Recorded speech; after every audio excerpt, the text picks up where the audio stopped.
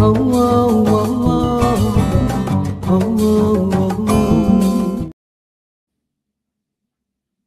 took a minute, but we're not live yet.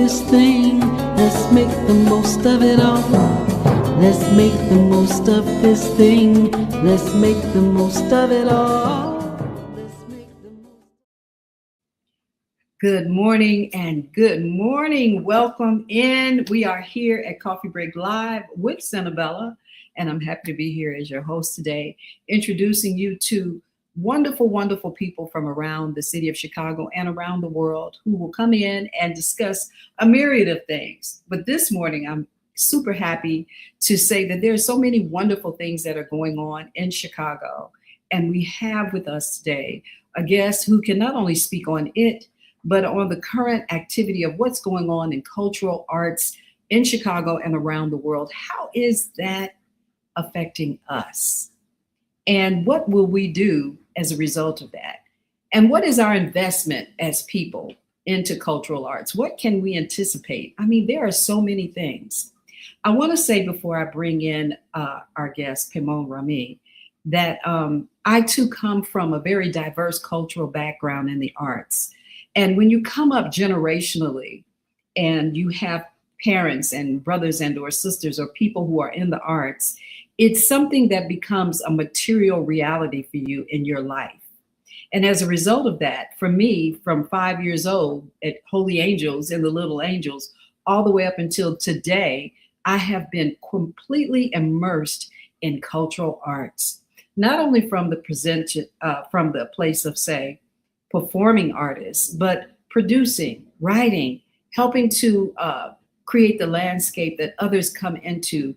And I think that this guest today exemplifies that whole idea of, say, generational wealth in cultural arts. He's so aligned to it. He also defines himself as an activist. And so without too much more delay, I want to say, first of all, thank you all so much for coming into the room this morning. I see you coming in. I'm excited to see you as always. Happy to be back this Friday. We've had a lot of things going on, and I'm sure that we have a lot to talk about. And I just want to say good morning to you, JJ. It's always good to see you. The screen is freezing a little bit, but I think we're going to be okay.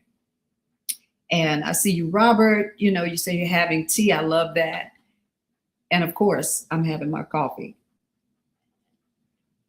And my coffee says, imagine today. So imagine the possibilities, right?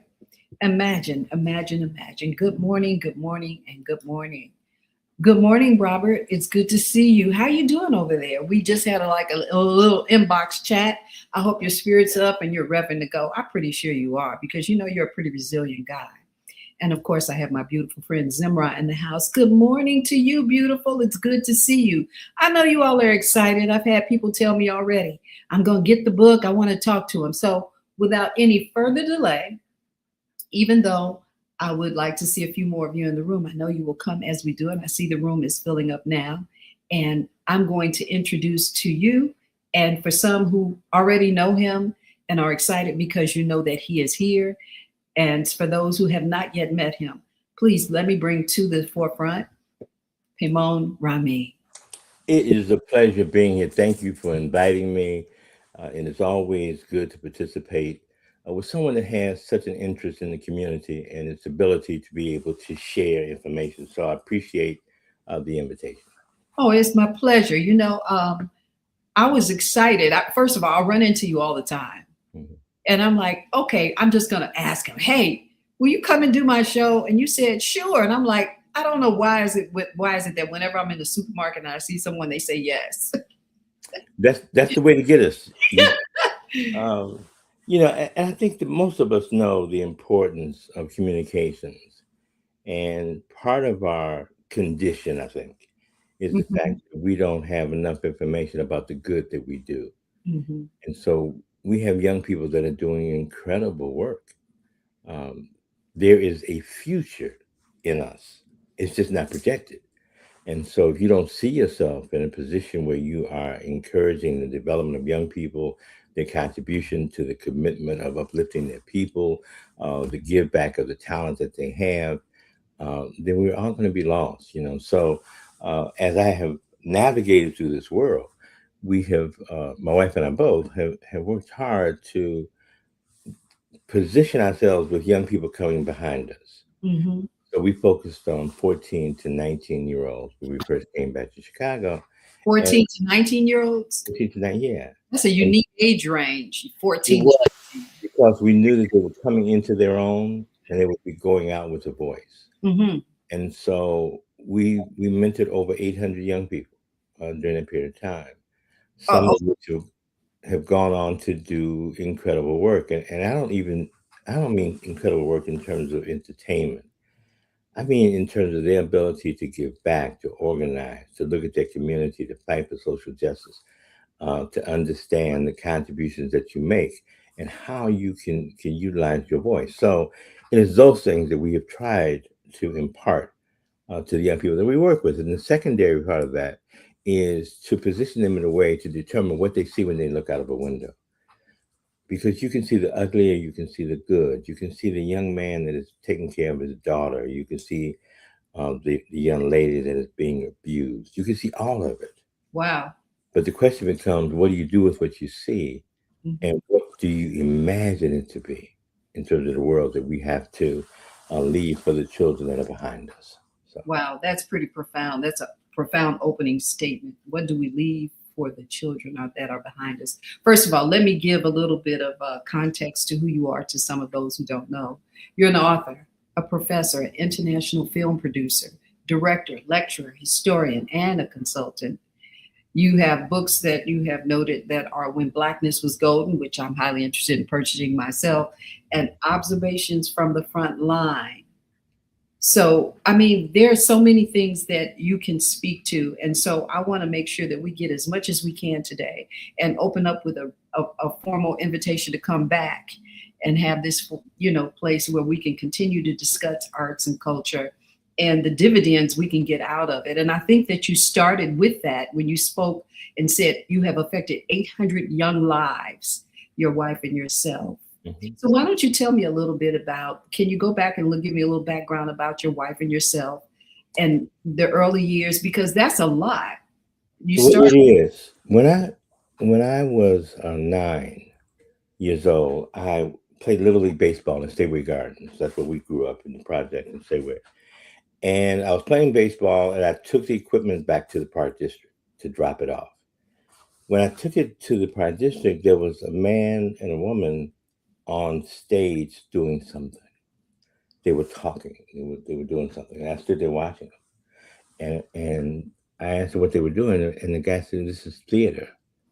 And did I want to be involved? His name was Okoro Harold Johnson and Apana Joan Brown, who founded ETA. They were just beginning. Okoro was teaching at the Park District. Apana was just starting, and I was 9 and watching them. And so I hung around and just started being involved. Um, but I also started as a musician. I was a percussionist, and so I was playing, we were touring, even when I was in high school. And what age, then, you say you started as a musician. At what age you start? Not at 9, right? no, that was 14.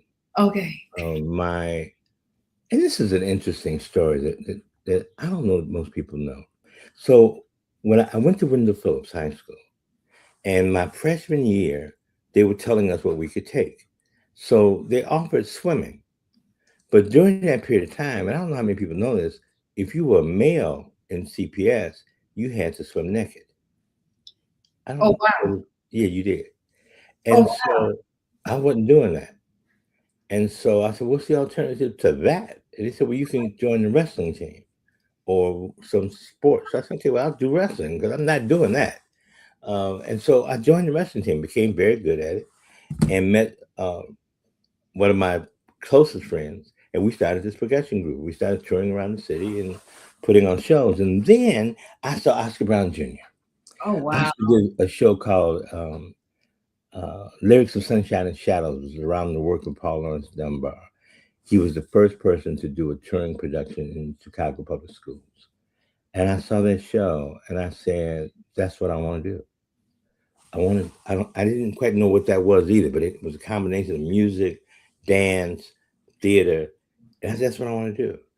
And that's what I set out to do. And it was encouraged by Oscar's work. And so I started a theater company. We started touring around the city. I think I was probably the youngest director in Chicago. And so that was part of it. And I did a touring production. We went to Cayman High School to perform. And I met my wife and Shaka Khan and Marshall Warfield. A bunch of those folks went to Cayman. I met them all the same day. And we started performing together. They were both in one of my first major musicals. And Shaka, Lyle Talbot that started Mantu. He was in the show. We were all teenagers, but we were performing, and I ended up doing that, and then I got into film because people saw what I was doing in theater, and You so I know, got. you're going ahead so fast. I just want to slow it down because Oh, you okay. said so many things. Yeah, I don't know if I want to go back to having to swim in the pool with no clothes on, yeah. touch on that and try to understand the logic behind that. Was it because, and I've heard everything you've said so far, please bear with me, but was that something that was a normal thing, or was it because they felt that you didn't have the trunks to swim in the pool? I mean, I don't understand that. No, I think it was just normalized during that period of time. It was not something that people saw as a problem. Really? I never got it, and so Parents I just. never had any said nothing about it. Just go swim. Everybody just jump in and Well, go. I had some interesting parents. Mhm. My mother and father trusted me a lot, even when I was young. And when I realized it was when I was maybe 15, and they asked me to go and accept an award for them and speak on their behalf. And no adult had ever done that, for me, especially my family. And so to be out there representing them was like really, really cool uh, to be able to do. So my life was at the same time being developed on the political side and on the cultural side. And I couldn't make a separation between the two. So you can't, in my estimation, run around doing theater when young people are being abused. Mhm. When police violence was an issue, when we were stuck in these tenements and unable to relocate any place. Say Uh, that again. So you didn't believe that there could be any real success in the things that you were trying to promote, build, and apply in the community you were in, because the grounds for violence and the disruption in our neighborhoods was so great. How did you overcome that? be- well, first of all, I was very safe um, in an environment of street gangs. My father was the little league baseball coach from the time we were very young until my brother took over. And so everybody in the projects knew my father. So I didn't have any issues. I could go to I went to all of them, from Mhm. Robert Taylor, the Ickeys, to Deborah Holmes, Ida B. Wells. So from that perspective, I was safe.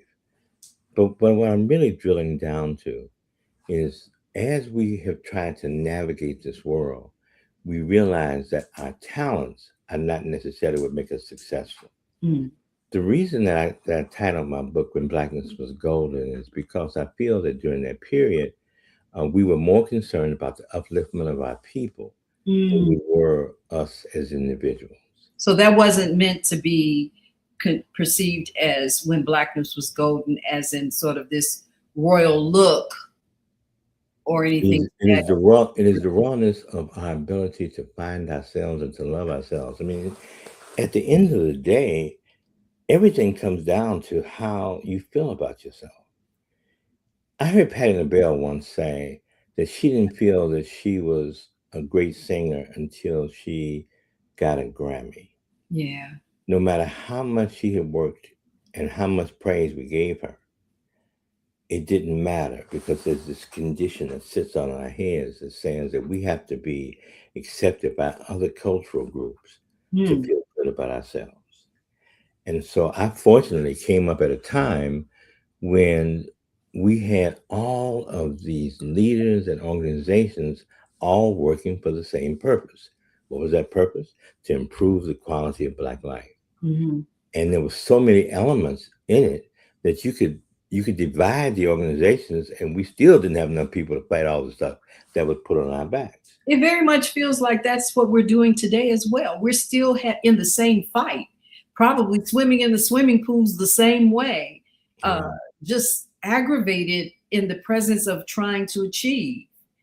So, And and it comes down to what is the definition of success. mm, Like, are you successful because you have a lot of money? Are you successful because people know your name? Um, I gave an award. I presented an award to Reuben Cannon, who was a producer and did used to be a casting director. right. And as I was walking up to the stage, I said, greatness should not be determined by name recognition, but by contributions made and lives touched. Mhm. Because that comes down to what we really leave in the world. It's like, why are you doing this? What is it that you would leave behind that you would want your great grandchildren to see? Because the art that we create, the things that we put on this planet, are going to be around after we're gone. So that's going to be the reflection of who and what you are by what you have produced. And Mhm. so if you take that in consideration, you say, okay, this is the thing that's going to represent me in 300 years. My great grandchildren are going to see it. Do you play that part? Do you still sing that song? Do you write that piece? Or do you look at the consequences of it and say, I'm going to leave something that will constantly be reminding people of the qualities of what we bring to this planet? So, do you believe that, or can we perceive then that from what you said, rather than believe, do you believe that you're writing books, being a consultant, being on boards, helping to keep the ground fertile as ways of doing those things? It is. And there's a line in Hamilton, there's a song, and I have issues with Hamilton, but there's a song called um, You Had to Be in the Room. I was about to say it has to be you. They had to be in the room? He Had to said be in yes. the room. And part of our issue is that there's not enough of us in the room to speak up. Hmm. And so the boards that I have served on, I'm that a lot of times that one voice, because I'm not asking them for money, Hmm. that can say, well, no, that's just not our reality. Hmm. Because we live in different worlds. I mean, we see conditions totally different in terms of ethnic groups. And so what we see as an issue, somebody else sees as an inconvenience. Hmm. So we have to constantly be fighting to be heard, to be seen, but more so to reconnect to ourselves. The difference between the 1960s and before, the first black play um, that's kind of published was Ira Aldridge's play. And it was in 1847. So from that time on, we have been trying to explain ourselves 1847. to white people. Right? Now keep that in mind, 1847, right? Where slavery didn't end until 1863. So that means that these people were writing and producing art before slavery was even over. And 40 years after slavery, in Chicago, we opened the first black theater. And in 2026, we're still fighting for many of the same things. So we're We talking are. Nothing but our lifetimes over and over and over and over and over again, the same conversation over and over again. It helps me to understand the desperate need our children seem to have to move away from being identified from the past and looking at themselves more and claiming this their notion that they are defined by being foundational Americans, Black Americans, and not African American, not ex-slaves. Not they want to say they're saying no, we're foundational Americans, understanding the history to some degree in that context, but saying that. And so there's a great movement for change amongst the younger people that really I think speak to what you're saying, right? I really Yeah, believe. except the difference is that we are the sum total of our experiences Mm, as an individual, as a person. So mhm, you can't take out slavery. You can't take out Jim Crow. You can't take out the way that we have been miseducated. You, mhm, you can't ignore them. You have to say, as a young person today, how do I make a difference today that mhm. will be amplified as we move on? Our our work in the 60s was to rediscover Blackness. It was to reconnect our historic DNA. To read And this. we did that. It was about us writing. Uh, a young person, I was on a panel with this young person. He said, you all didn't leave us a roadmap. I said, no, we didn't leave you a roadmap. We left you Mm, books that we didn't have, right? We didn't have the kind of rich material that became available after Malcolm's death specifically, because that's when we really truly found Black power. Prior to Malcolm's death, we were still trying to find our way into integrating into their art form. So we were doing, uh, you know, Tennessee Williams and those standard plays, Ibsen, but with Black actors. But once Malcolm died, and Mahmoud Baraka and Larry Neal began to write about the issues of what Black power and Black art represented, everything began to change.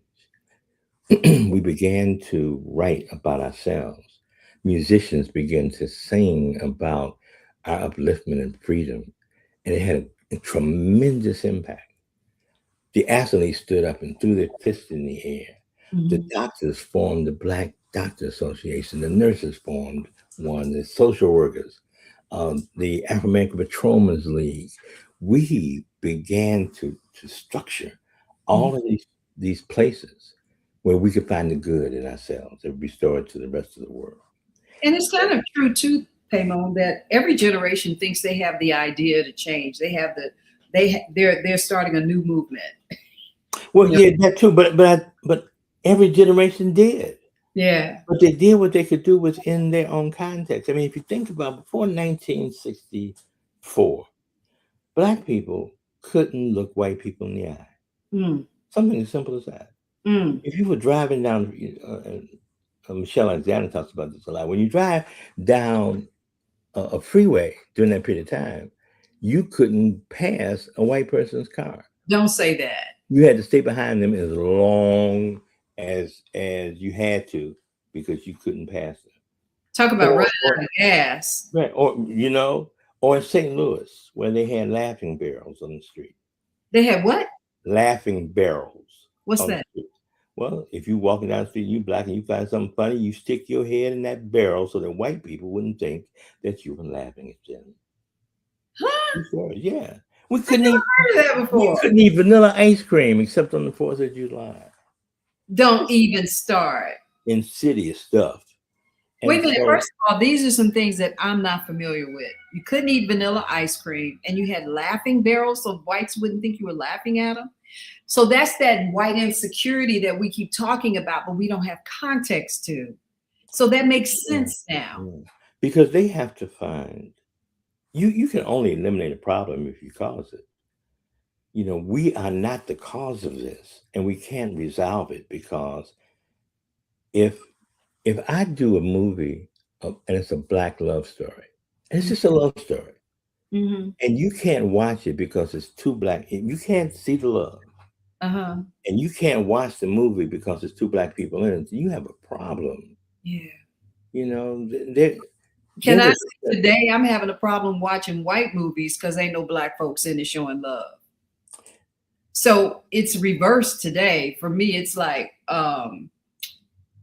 when I turn the television on and say I should want to watch a movie, if I've seen all the movies I want to see that are in the lineup for black movies, I don't find myself enjoying movies anymore because I realize now that we've been brainwashed in the perception that this is the right way to go. And so I want to see images, stories that are relatable and not in just one way. And I think that's another thing with movie making is that you can, I know that if I go to Tubi, I'm going to see a lot of racial profile movies. Let me just keep it real. And I know I'm going to go to Netflix and I'm going to feel a lot of feel good movies that have been changed in story. They're not all completely true, like with the Madam C.J. Walker movie, right? Instead of just giving it to us real, they had to rewrite the script and make it feel good about her. But it didn't make Madam C.J. Walker less to tell the truth. It just told us about the truth of those times and how we were crabs in a barrel fighting to get on top to make something so we could feed our families. And so today, again, just coming back to youth of today, and I want to talk about Generation X because they are profoundly, profoundly strong right now in so many ways. And I think many of us are missing the bus on the strength that they have and what they're doing to push everything up. They're making flowers grow no matter what. And so even what you spoke to, they are looking at that saying, that's bull crap. We're not facing that, and we're not yeah, out and yeah, fight in the streets with you all either while you're trying to deal with what Abantu is saying, the level of insecurity, which is that white fragility, yeah, right? yeah. And we're still trying to be accepted. You know, it's a young people that are coming up today have to look at the world from two perspectives. One, the stories that people say about us and the reality of what we know. And so when you look at what's happening on television, most of the things are to dumb people down. And it's not even, I'm not even talking about race now. I'm just talking this stuff Yeah. crazy. So I just finished a feature film, and the young man who was starring in the film was in the series It Welcome to Derry, which is on HBO's Stephen King's work. And I turned it on because I want to support the young man. That first episode was horrible. I mean, in terms of how decadent and gory, and I said, I'm not watching this. I'm not doing this with you. I'm not putting this in my head.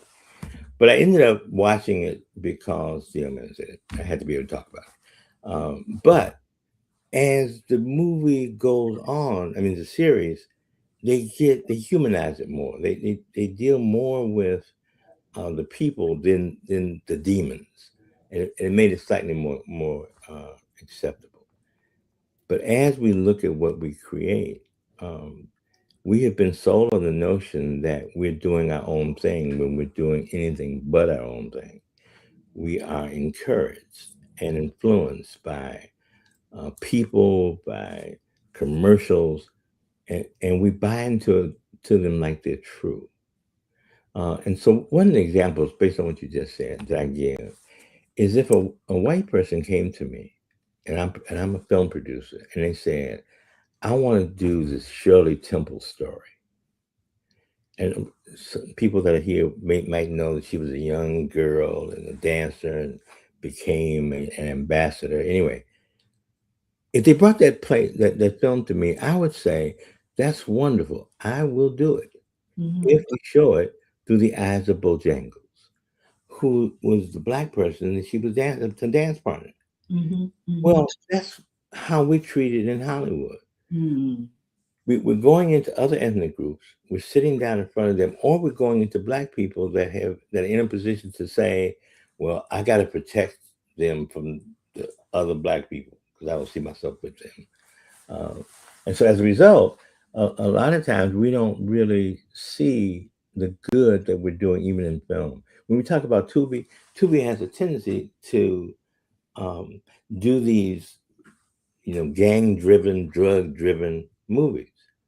but they set that up. So now you have people that are just creating the movies because they see Tubi as an outlet for them. And so we need more on All that. this so-called free stuff that is really set up to materialize this more hypnotic, take you back to the past, relieve you of your current pressure, and make you laugh at stuff. I was mistakenly looking at cartoons, which I used to look at when I was a kid, but didn't understand that they created a lot of racial profiling in the cartoons. They did. You know, the They did. ancient Miami. I mean, it was in Mickey Mouse. It was in, I was like, oh my God, I didn't realize that all that was there. And now that I look at what we have been has been put into us through every aspect of our living, even when I remember there was something, I was watching a document on the red dots, how red dots were on the bottom of groceries and stuff. This was for Black people, you know. And so we have so much to heal from, that abandoning the society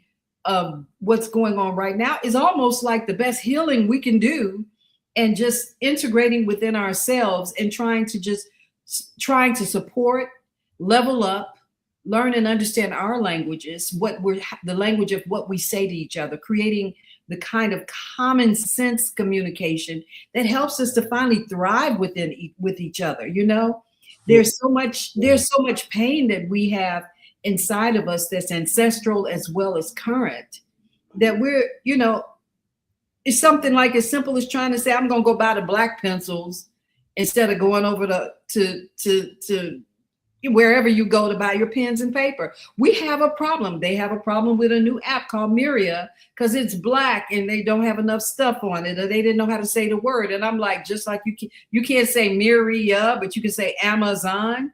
You know, So we have a lot to overcome.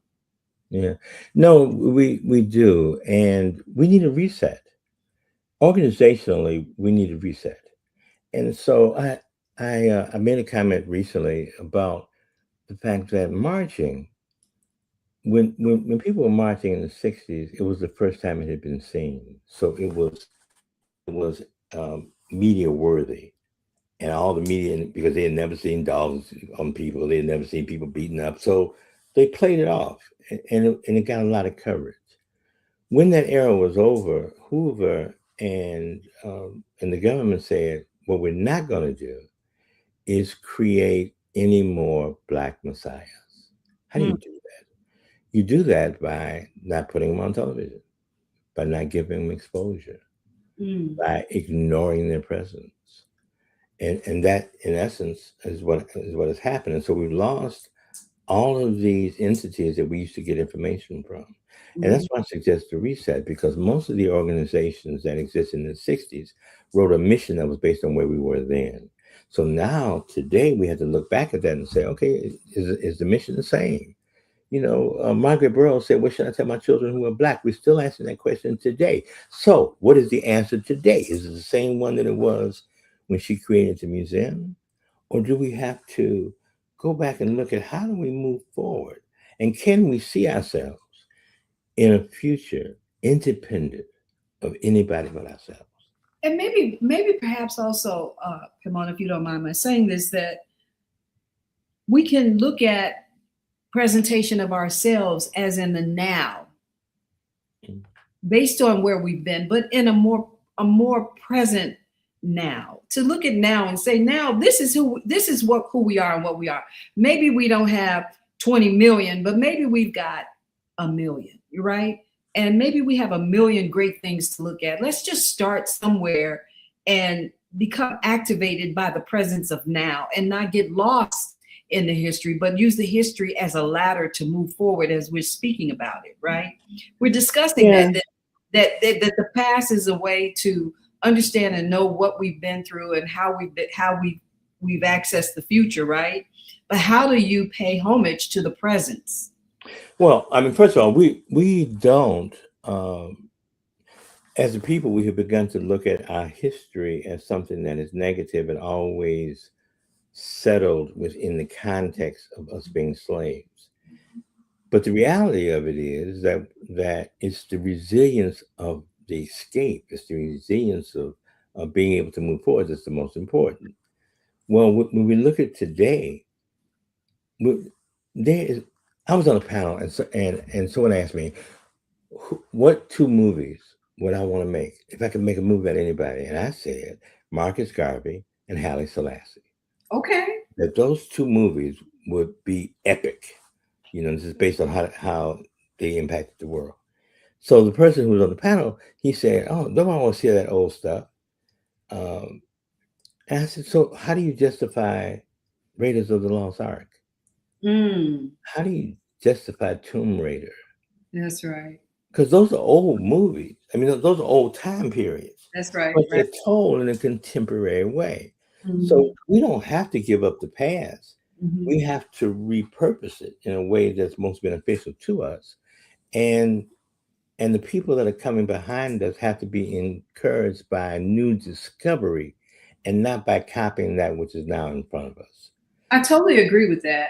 Yeah. I didn't mean to imply that we should give up the past, but that we use it as a stepping stool in a way that where we can discuss who we are today, but with the pride of what we've overcome, the pride of what we've created. More, we've done more great things, and we all this overcome stuff happened through doing great things. No, we have. We could You find know, a way to celebrate ourselves and each other for the great things that we've done, then we'd have so much on our table that we wouldn't have time to pay attention to the rest of the stuff. And I think that's some of the message that the Gen X have.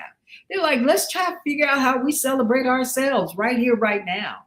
I mean, they're talking about everything from soups to the look. yeah.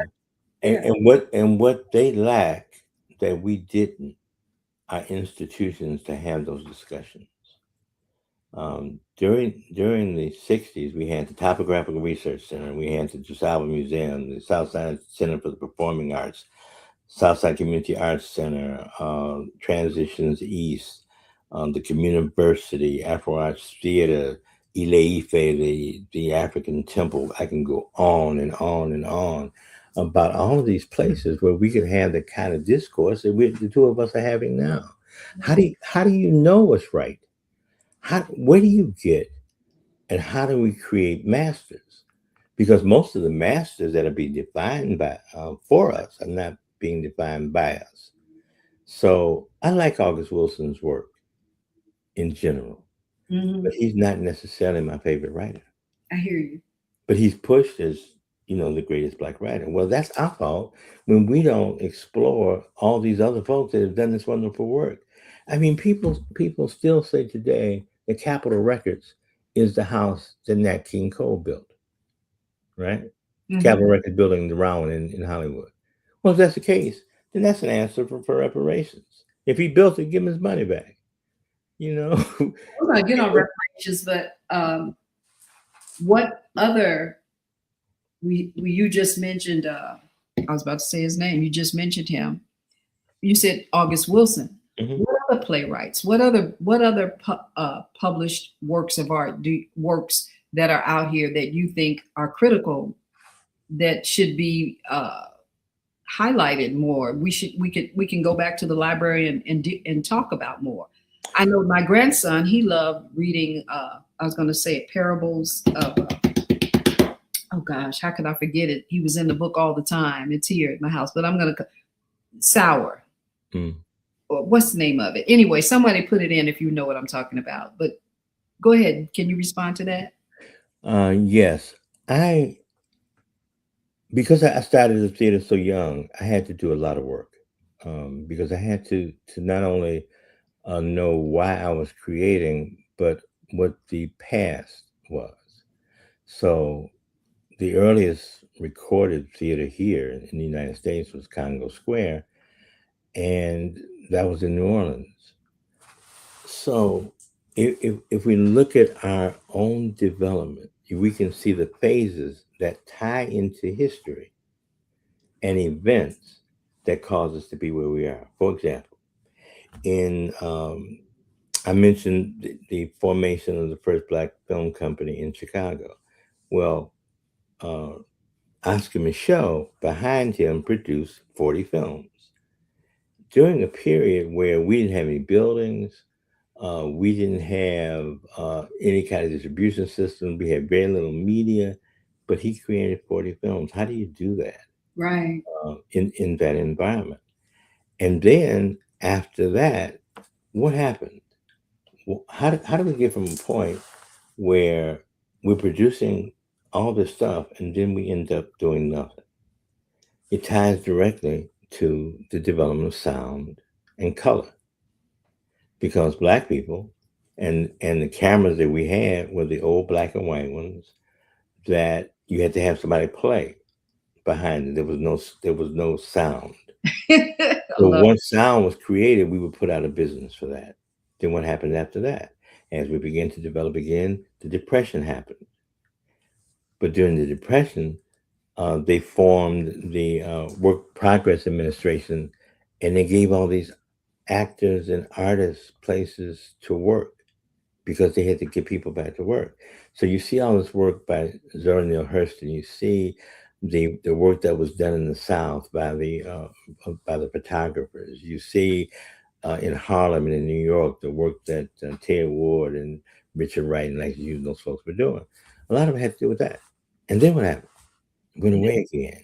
Yes. And then it comes back again in the 70s when Hollywood was dying and they did Shaft, not Shaft, but they did Sweetback. And Sweetback made so much money that they Sweet. said, well, we got to put Sweetback's Badass Song by Melvin Van Peebles. Yeah. Okay. It was that first anti hero movie of a Sweetback black with person. Melvin Van Peebles, It's called senior, Sweetback, the senior or the junior. the senior. Okay. Yeah. Sweetback. He had done a film called Watermelon Man. And Okay. then I after remember that. that, I've seen that. yeah. And I then was after that, yeah. like, just didn't remember it. Yeah. Yeah. Well, we have to be the keepers of our history. Mhm. And we have the tendency to be too much in the present. So I was at the DuSable Mm. Museum for 5 years as the director of education and public programs. And I realized while I was there that I couldn't create anything new. The museum had been in existence for 50 years. Now it's 80. I mean, it's almost 80 years. Well, you are not going to find a lot of original stuff that people haven't thought of somewhere down the line. You can repurpose it, you can bring it back together, you can do all that kind of stuff. But I got a story for that. Yeah. yeah, and I'm so telling you truthfully, when Malachi called me a Bronzeville diva, he said, "Oh, you're not the Bronzeville diva. There were Bronzeville divas before you." I'm like, "Well, who are they and why am I one?" He said Nancy and da da da and Ella and da da da. He went through the women who had come into Chicago who had performed down in what is now called Bronzeville and were laying the ground. Ella and all of these beautiful dynamic vocalists. And so I said, "Wow." So I went on the internet and tried to find something that identified Bronzeville diva and couldn't find it. And that's what started my journey in producing Bronzeville Diva Productions, is trying to create a narrative that fit around what I was told. I mhm, think that it's important to kind of understand that if you're going to do the work, who has done the work and what that work has meant to our ground. What are the bricks that they laid, right? And mhm, so it's been a constant journey for me. I have not ever had one day when I didn't learn something new as it related to the women who were a part of the makeup of building the cultural aspects of music and theater and dance out of Chicago itself, mhm, and how that migration took place into other places, going into New York and back home to the South and everywhere that they went. And so that's the dynamism behind them, that they were so fearless that mhm, Billie Holiday may have a representation vis-a-vis a Strange Fruit, the song, but that Ella, for her to be this robust, brown-skinned Black woman with a voice to boldly go where no one else would go and to create a rhythmic scat pattern with Louis Armstrong, that you just can now in no way hear a song and not want some of that jelly roll. You know what I'm saying? You mhm. want it. You want it. And when you think of great pianists and great, I mean, it's not just musical. It's not just the musical anthem. It is the total anthem of Blackness. Yeah, and part of our responsibility, I think, is to have those memories, to The only difference in what you said is that if I was going to talk about a Brownsville diva, they'd have to be from Chicago. So, Well, you know, that is what he was saying, and that is yeah. what I produced. But But those same women, Diana Washington. when you say Dinah Washington was certainly one of them. In fact, Mhm. I get the street name. Al Carter Bay had me come out and do that big street naming over there for that. And so I become more aware through my work as well about what I have not yet learned, what I've missed or haven't talked about yet. Mhm. And I have become much more of a reader, you know, going back and learning and reading and doing things that I think that are palatable to extend my work, right? Mhm. Because I don't feel like I have a place or a presence in the future as a producer unless I do that. Yeah, and you have to be able to recognize talent. And what I mean by that is possibility. So the person might not have everything that they need, but you'll see that little presence, and all they need is some training and some help to move them forward. And as we move through life, that should be part of our responsibility to say, okay, well, I'm transitioning out here, so I got to bring these people along. Um, but we also have to remember we have to be the people that maintain the memory of the folks that have come before us, Mhm. and find a path. So those people that are coming up now have to recognize that, number one, irrespective of what your talent is, you're a storyteller. Mhm. Whether you're a singer, whether you're an artist, whether you're an actor, you really are a storyteller first. And so, what is the story that your artist is going to tell? Mhm. Once that is determined, then you can try to find the people that have been there before you, or you can find the people that can help you to get on your right track, to maintain it. But you also have to know what is it that gets you and who got you to this point, because you didn't get there by yourself. And so when we look back on the people that we have forgotten, it becomes important that we pull them back up. There is a tendency for Black people to be treated as if we are only one. Mhm. Meaning, when we talk about the civil rights movement, we talk about Martin Luther King, and what I constantly say to people is, look at the front line. Any march that King did, look at the front line. Those are the workers. Those are the organizations across this country that were making a major difference, and we have ignored the majority of those participants. And it's Mhm. the same thing in art. You get one singer, one Black singer. You have these other ethnic groups that make a new a star every day, and they sell them to us. These people, we don't know their names, but we have to have and be responsible for the development of talent. And the only way to do that and make them responsible is make it part of the training and the upkeep. Because once you're gone, and I set up my theater and I trained you, and I gave you a better education than you did with all that money you paid in college, how do you make sure that institution sustains itself after you're gone?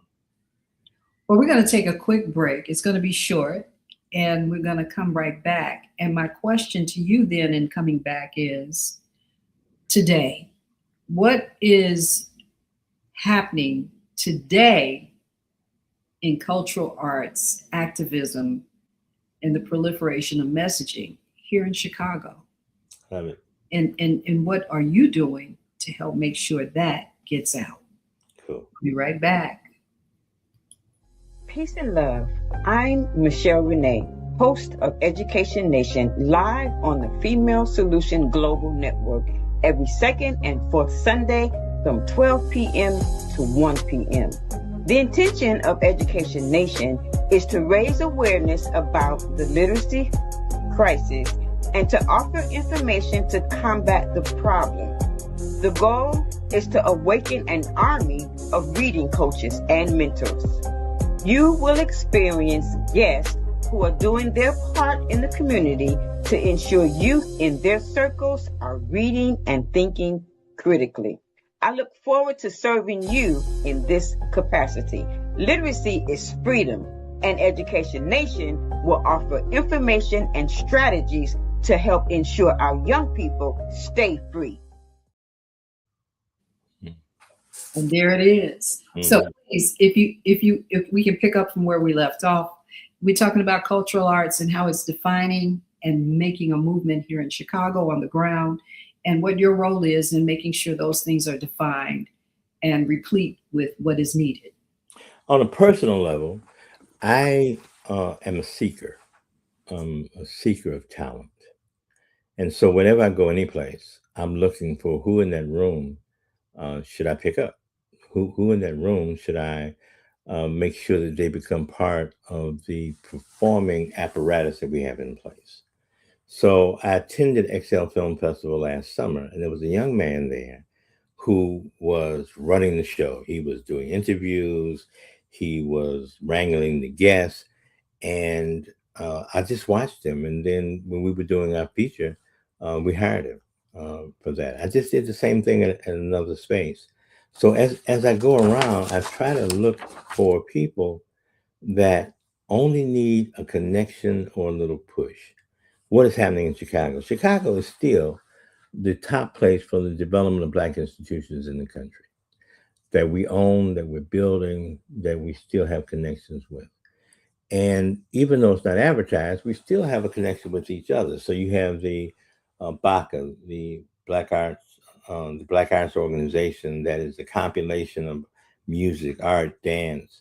The galleries have pulled together and they're doing tours. The theater companies are developing. Harry Lennox, the actor, is building his Museum for the Performing Arts on Cottage Grove. He's also going to have a training facility right next to that. That's around 43rd. On 64th and Cottage, the Definition Theater is building their new facility there. And of course, we have Little Black Pearl and ETA still around.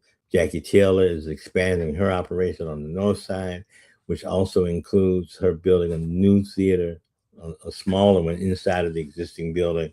And she also purchased the land around that building as well. And so you have all of these wonderful projects that are happening. But how do we get back to the people? And it comes down to audience and what do we perceive as our audience? And so my position has always been that your audience, first of all, is your circumference of your institution. So the first thing that we have to do is make sure that the people right next door to us know that we exist, and then it is a place where they are welcome. Because if it's a community institution, it should be building something like the community where you find yourself. Musically, Chicago's still the leader. You know what the documentaries that are being done around house music, the work that Rita Wack is doing with the piece she just did on Dubois, and she did Marian Anderson.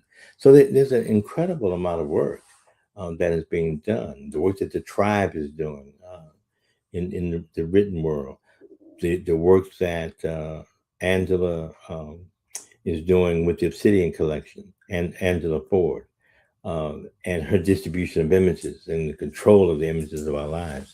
So there are a lot of people that are doing good work, but we have to have a constant and committed way of letting people know that this is what's going on and where you can find true information that is being done within your interest.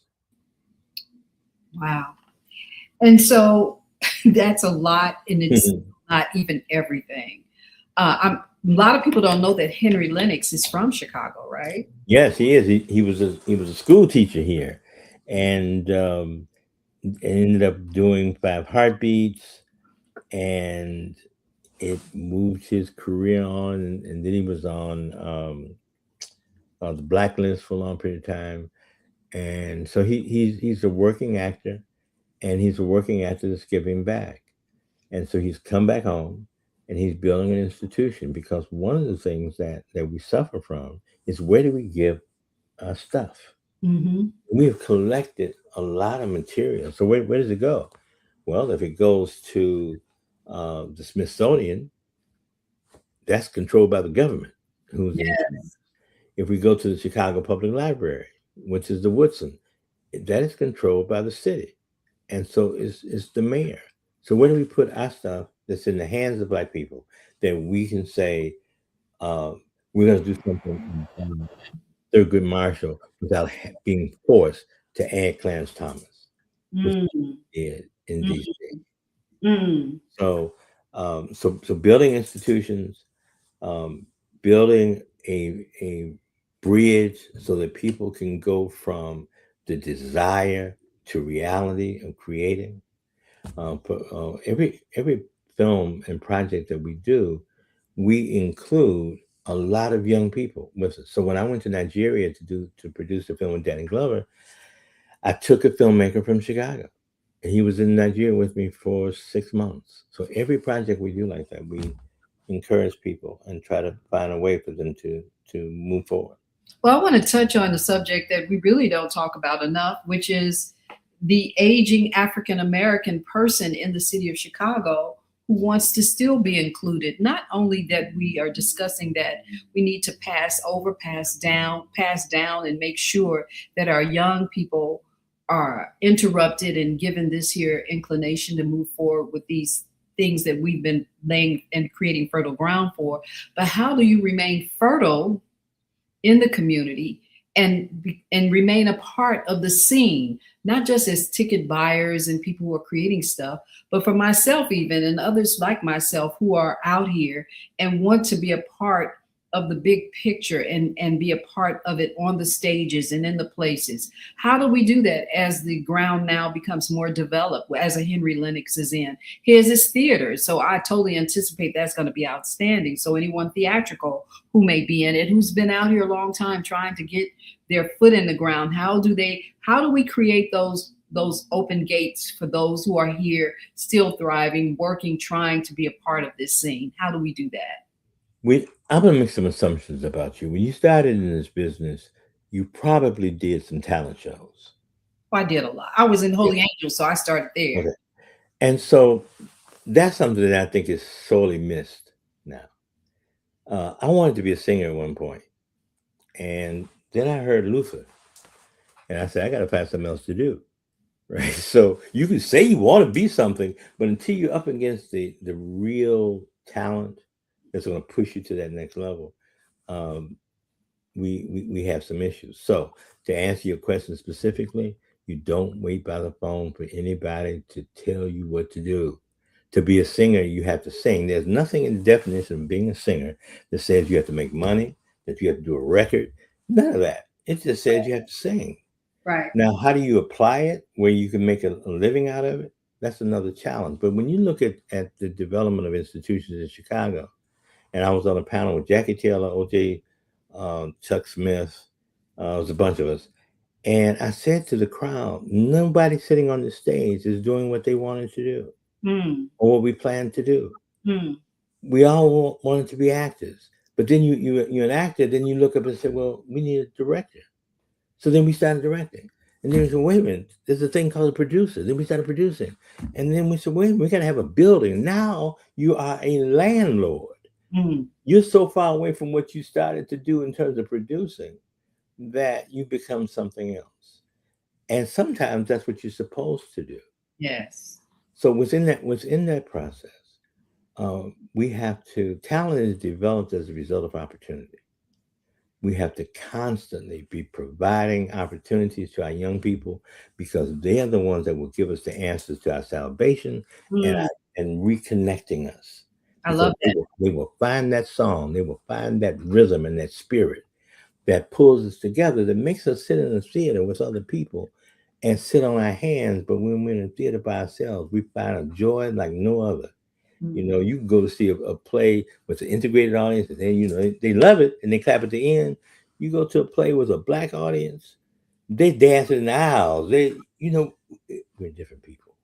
Yeah. Different kind of people, and we have to. We have a joy inside of us that has to come out. We are like joy. Yeah. And then we also have to say, we don't have to have all the answers.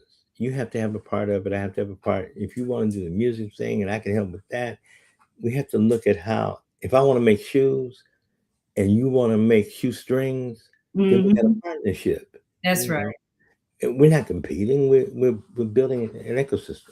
And I brought that up to say that I have been very proactive in doing very much, probably everything that you've said. It's part of my legacy of what I've done. I'm very constructive, productive, and I'm always building and growing. And this is part of that. Having Coffee Break was one of those ways for me to continue to find a way to provide messaging and output, right? Mm-hmm. And to get input, right? To because we're ignited by our creative selves who want to always find something to create, to give, to do.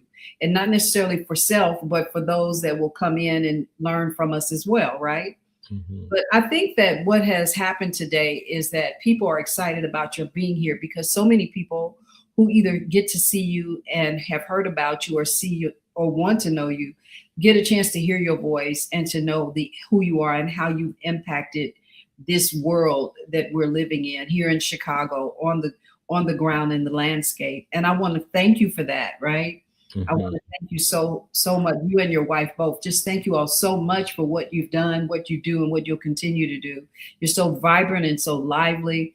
And I think that it is the lens that we use when we hit the ground, the one you spoke of going out and finding and looking and paying attention and saying, hey, let me grab this person, let me help them. And my bringing up the whole aging person who's out here kind of lost. I came into this place of music and found a lot of those people. And that's what made me want to do the Bronzeville Divas. That's what made me want to work with the kids on the West Side, is because I saw so many people who were just haggard from not being developed or not knowing how to develop.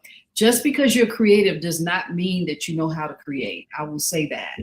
Some people are just performative.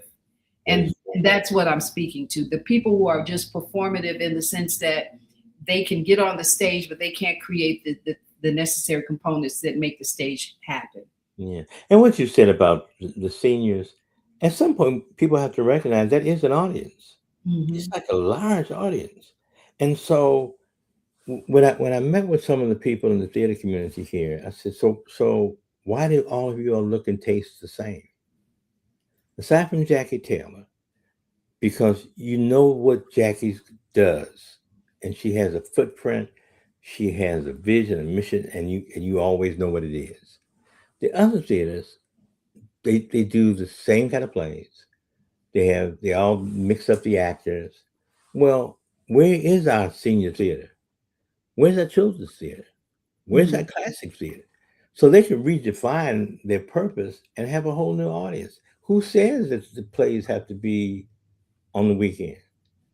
You could have a whole theater during the day where elders feel like they can get out and run that operation. So That's right. that's why I said it has to be a reset when we begin to think about Yes. um, what is the next 10, 20 years going to be, because even theater is changing. And the answer to that is not doing a movie that you play in a theater. You know, it's like you have to redefine what theater is and how the audience is going to engage with it. That's But right. you need a place in which you can do that. Well, it's been an exciting hour with you, and we run out of time. Uh, But I want you to come back over and over again, and whatever subject and how we need to frame that. Let's keep doing this. I Right? will. I And will. bring your wife with you. Let's have her on as well. Um, all and anyone that you know, continue to integrate and work together. It's been my pleasure to thrive in this moment with you. And thank you so much. And Rodney Gibson is saying, this is so good. And Well, to thank all you, of you Rodney. who have come into the room, thank you so much for being here today. You, Don't you forget know, to like, follow. I would be remiss if I didn't mention my Saquon's name, because I didn't. So my Saquon Myers is my wife. We have been married 50 years. We will be celebrating 51 in May. How, Uh, we've wait a been minute, working. say her name because you're singing it. My Saquon. That's what I'm saying. You're singing it. My sick. Yeah. You know, we've been together a long time, and part of that is because we found our place in ourselves, so we could connect. You know, because you have to know yourself before you can know anybody else. Well, I want to go, but Abantu wants to know, how do we get the book? The book is available in town. You can get it at Burst to Books. You can get it at Book Buddy. Actually, the top selling store is the one at the Cultural Center downtown. I wouldn't have thought that. And you can go online to bookbaby.com and you can order it from there. Or, and I say this a lot, it's also available in all the libraries. And I would rather that people went to the library and got it for free and read it than purchase it and set it on the shelf. So if you don't have the resources, you can always take it out of the library. Wonderful. Well, we're looking forward to reading and learning more about you. If I can get you back sooner than later, we're going to do it. Thank you all so much. Please put the likes and the follows and shares of this content. We've got to grow this community, and we have to get these messages out. Don't take it lightly, and let's not slight one another. I look forward to seeing you again. Thank you so much, Pemon. You are a master. You are a statesman. You are all the things that we hope and pray our men to be. Well, thank you very much. Appreciate you. Bye-bye. Have a good day, everybody. We'll be back next Friday right here at Coffee Break Live with Senabella. I'm your host.